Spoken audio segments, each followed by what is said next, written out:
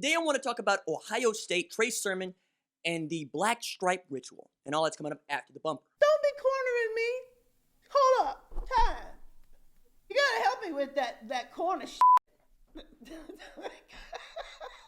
What's up, kinfolk? It's RJ Young. I am not on a step mill. Consider hitting the like and subscribe button because I upload a video every single day. It's always college football related, sports related. We have a good time. Today, I want to talk about Trey Sermon, Ohio State, and the black stripe ritual. Because until yesterday, I was not really put on game with the black stripe, and I understand that for some folks, admitting things that you don't know about college football history or about the team that you don't necessarily follow all the time, but you have an interest in, is difficult, right? Because we see this with the NFL. Tonight, when this segment goes live, Cleveland is going to play Cincinnati, NFL franchises, the Bengals versus the Browns, and there's no amount of former OU football players that are on those rosters. Baker Mayfield, Joe Mixon, just to name a couple. I mean, Austin Seibert goes from the Browns to the Bengals, among other things, right? And while we watch our favorite college football players and many times our favorite high school football players ascend to the upper echelon and the top 2% of all professional football players in the country, one of the phenomenons that has happened here in the last 10, 15 years, but really in the last 5 years, has been the transfer of players from one program to another.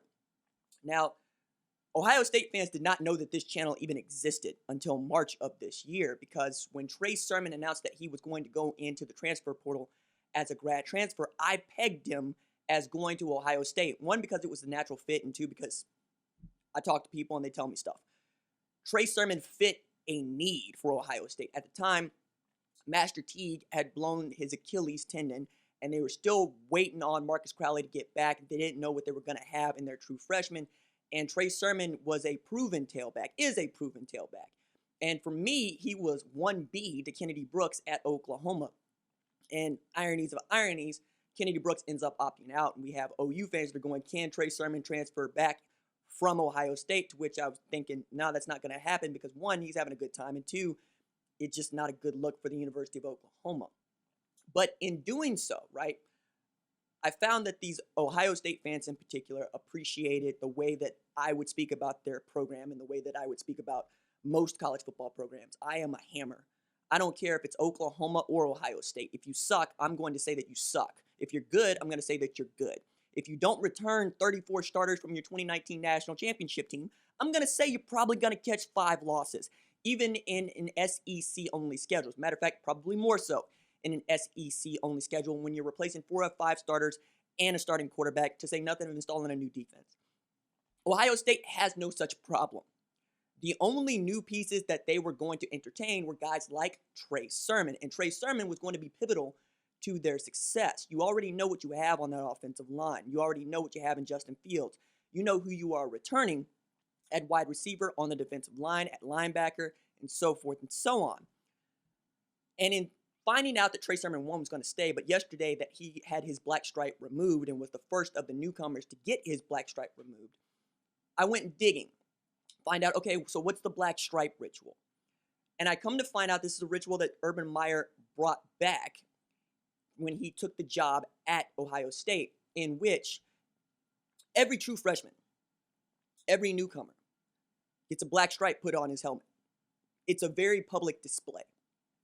And it's meant to be a very public display because, not unlike fraternity, this is your mark. This is your scarlet letter. This is how everybody knows that you're new to the program and that you haven't actually reached the standard to be what at least Urban Meyer would think of, and now Ryan Day, as an official team member.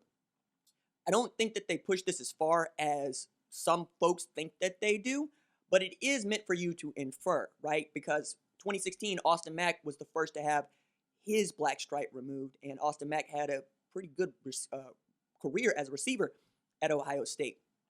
And going all the way back to 2014, when we really started to take hold of this, when Urban Meyer started using his Twitter account to alert folks of what was going on at Ohio State, we started paying more attention. And you can infer from these what the coaches would expect from these freshmen, which is really all that you get, especially before we had the redshirt rule where the guys could only play, so many games, so many snaps before knowing that they were going to see their playing time just go out the door, right?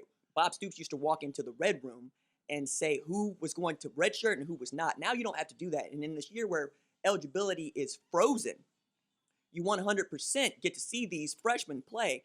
And knowing that Trey Sermon is doing exactly what they need him to do at Ohio State in getting his black stripe removed first tells you everything you need to know. And I thought it was also really cool that he got his black stripe removed on the same day that the Big Ten found out they're going to try to play football come October 23rd and 24th and try to put together an 8+1 schedule or a 9-game schedule that could lead to some really contentious conversations around which or what Big Ten champ might get into the playoff, whether it be Ohio State or somebody else.